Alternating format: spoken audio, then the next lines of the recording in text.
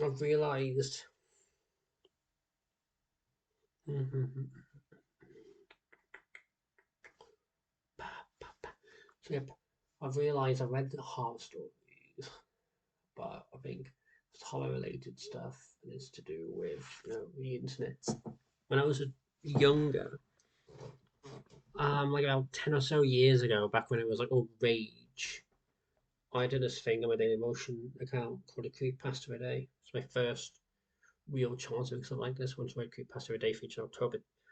I didn't get around to doing it, of course. I failed, of course. Um, but I thought, why not? Let's read a creepypasta. I know they're out of sync. I know or half, but creepypastas are basically horror stories for internets. Folk tales. This one is called The Everyman. When was the first time you saw a familiar face? No, I'm not mad. I know that sounds like a stupid thing to ask, and a logical thing to ask, it's a somewhat paradoxical question, but one I have been left upon every day. This question has amused itself to core my existence, the core my very being. When was the first time I saw that face? His face. I have settled on it being around the time I was 8 or 9 years old. As a child, you tend to take the world at face value. Some would call it trust. I call it blindness. Blindness to what is really out there. The naivety that knows around you can protect you from it. It's hard to place exactly when I started to realize that every man was a normal thing to be seeing. It's not really the kind of thing that a kid talks to a parent or friend about. I've probably been singing for a while too, again. The paradox of familiar face. Had he been there since I was born? It was already 9 whole years of my cat's existence when I finally recognized him. You're probably wondering what the fuck an everyman is, honestly. I am too, and I've been for years now. I saw, sorry, I saw him everywhere, places that couldn't and shouldn't possibly be. Always the same person, the same face, no matter how far I traveled, how quickly I traveled there. I could see every man sitting by himself in a cafe as we walked past the windows. He would then appear briefly as a passenger in a train traveling the opposite direction to mine, or somehow beating me home and delivering mail to my next door neighbor. He was anywhere and everywhere at once, and his purpose appeared to be me. I knew that every man was not supposed to be a thing. As a young child, and especially in my early teen years, I fully understood that someone cannot be everywhere at the same time. I fully understood that many characters in peripheral life cannot share the same face, same mannerisms. Knowledge that, despite physical constraints, the other men very much as a thing perturbed me in the most peculiar way. He only existed on the fringe of experiences in life, but affected me was profound. I wasn't sure if I should be wary, afraid, or absolutely terrified, kind of like being approached by a familiar dog in the street. Despite the fact that the tail's wagging and the tongue is hanging out, you can't shake what easy feeling that beneath the benign facade. There's something unrealistic and unpredictable lurking. Something, a flicker of the switch, could devour you. It was no surprise at some point his predicament was answered for me. The absolutely terrified option, exactly what I should have been feeling. I should have been bolting the other direction when a metaphorical dog wandered up to me on the street. The day that answered my conundrum was my late years at primary school.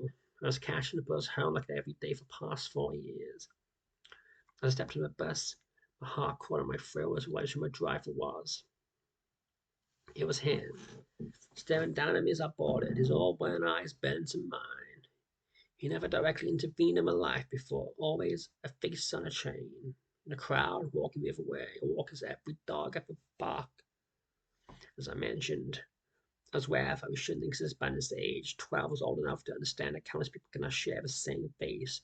12 was also old enough to notice the only hunger I etched in my life, like some malevolent vignettes of my experiences. But on this day, I see clearly. As the rain streamed down, the Everyman's first moved closer to me. I, I'll walk, I stuttered, almost falling back off the bus. The Everyman smiled, an awful expression I could never forget. 43 muscles are required to smile, and in every man's case I could see each one of them moving individually, robotically, one after the other. It only took maybe 2 seconds to smile properly, but it felt like all the time in the world. Each muscle contracting in turn as all features slowly transforming into a socially acceptable construct, one frame at a time. His teeth were too perfectly white, slightly too pointed at the tips to be properly human. His ears were slightly too small for his head, and one was ever so slightly higher than the other. His hair was matted, damp, and looked like it had been applied haphazardly. His whole awful experience looked like some demon from dark recesses of hell had seen some human, who intends of blending in, despite having seen many who was for. Slightly wrong, but entirely, consumingly terrifying. I ran, feet slapping the wet pavement, trying to put as much distance between myself and a wretched demon. It was in vain. As anywhere he needed to be. He smiled at me from passing Toyota Avalon as I ran, his expression completely unchanged from how he was on the bus. I caught another glimpse as he just as winked as he walked, something tucked in his arm. He wasn't smiling anymore, staring intently at me, like I was looking beyond my flesh to my soul. His every dark. His hair matted in the same distinctly incorrect way as if he's walking. It stared at me too, his head rotating to bizarre angles. I sprinted past. I didn't dare look behind me towards the degree of rotation the next could achieve. I didn't want to know. But I know his eyes were fixed on me, so I became obscured by driving sheets of rain. I burst through the front door, collapsed and cried. I felt defeated. Even along some peripheral count to my life, and I couldn't console for it. He was trying to be close to me. How much closer did he need to get? What would you do when he finally got the opportunity to touch me? I didn't leave the house for a few days. Attempts of fame being ill, a pale complexion, constant sweating, and inability to hold down solid food as a result of my consuming anxiety was strong enough motivation to parents to keep me home. When I did eventually need to re-engage with the real world, I could feel the sweat trickling down from my armpits and feel my hands gripping my pockets. My eyes would dart around the street, stepping back and forth and wandering thing to the next, looking for his hidden features. Watching how I moved, didn't really want to see him, but I had to watch regardless to make sure the coast was clear. He didn't show, and I needed a way at least.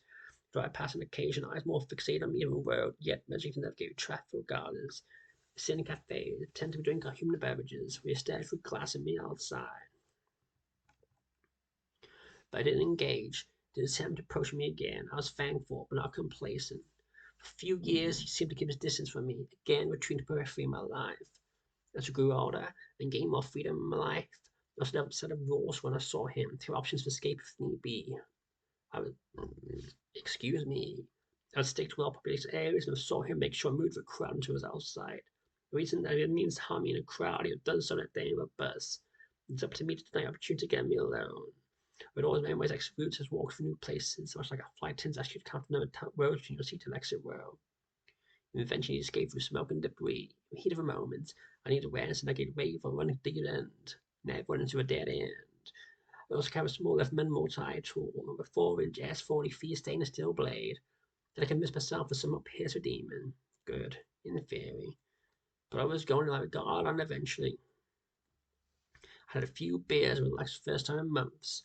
High school grades had been released and had scored high enough to say science university. What university? What science? Who knows? Who cares? Strolling home from a pub in the summer night air, let my defenses go. Captain through a shopping precinct would save me about 10 minutes, and on this night I didn't hesitate. I made it most way through the largely abandoned building when I saw him. Mopping the floors of the last retailers closed up for the day, smooth as the mechanical as they had been all those years ago on the bus. The mop shuddered across the same section of clean floor again and again. His shoulders had a near 180 degrees to lock eyes at me. Those hateful, auburn eyes. Slop, slop. The mop, still moving, its rhythm unbroken, while she used his head faced directly away. Clatter. The mop dropped to the tile floor, released by his demonic user. This is a part where you run away, I bolted. Where are my exits? I sprinted past the bakery and swung left down the corridor. I could hear footsteps behind me, heavy and awkward, like a beast just learning to walk. I dared not look back to see how close he was. I swung right, retracing my steps from before. Wasn't there a cafe there? I was going the wrong way, a dead-end way, toward the bathrooms and the loading dock. The loading dock could be locked as time nights, and I couldn't backtrack. He was there. Fuck. My only option was the bathrooms, which I barged into and practically dove into the final stall. I slid a bolt into the door, so the miserable scrap of steel resistance I tried. Fuck, fuck, fuck. I tried to slow my breathing, tried to reduce my racing heartbeat so it couldn't be heard. Sure, he won't come in here. He hasn't tried to get close to me for years. The door to the bathroom opened, slowly, mechanically. My heart sank. He was here, and he wanted me. I fumbled in my pocket, extracting my trusty Everyman and flicking the tiny blade out. It dawned on me in that moment that 4 inches of mass-produced carbon steel was probably not a suitable weapon for defending myself against omnipresent threat, but it was all I had. I gripped the body of a multi-tool hard, trying to keep the sweat on my palms from causing a slip. I had him enter the room, feet falling heavy on the tile floor. So awkward gaze was magnified by our tiny bathroom, his erratic footfalls echoing off the walls. A nasal, ferocious sound. I whimpered, struggling to tame my fear. I'd never actually heard of the Everyman before, I realized.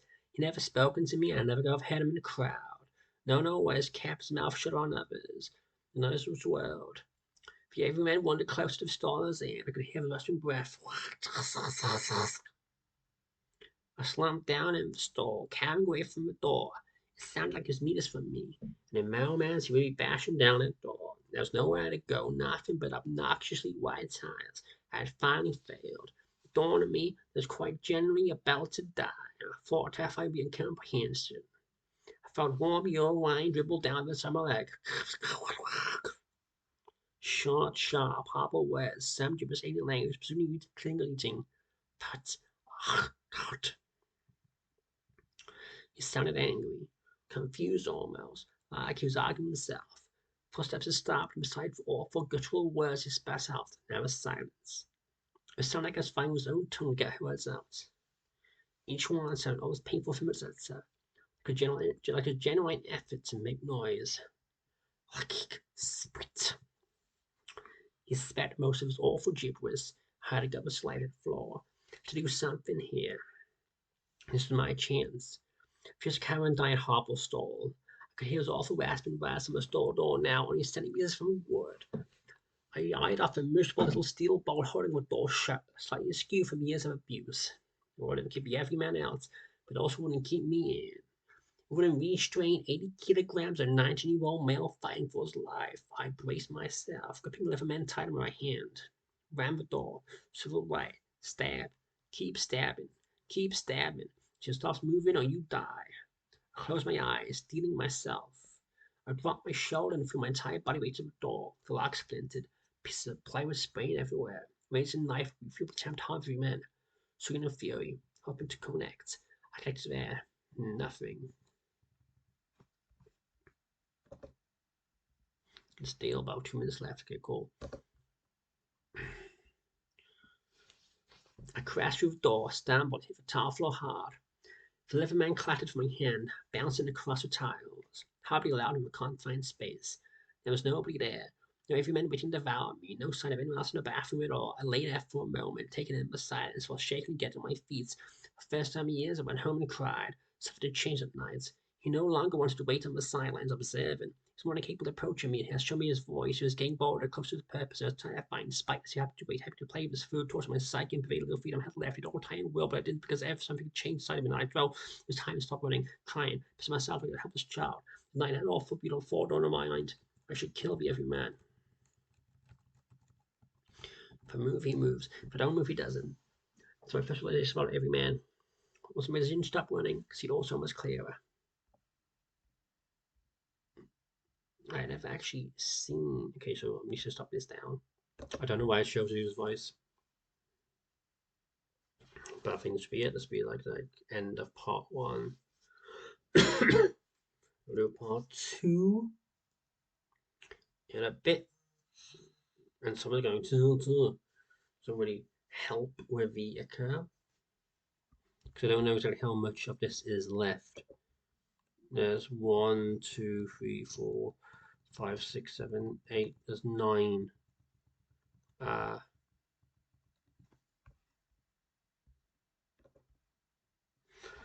So 9 paragraphs left. So I'll keep speaking his voice, and then I'll do that one for this today. Would be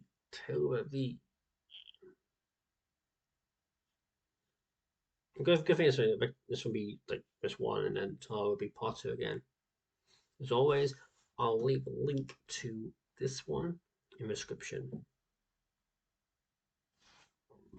Mm. Till next time. Goodbye.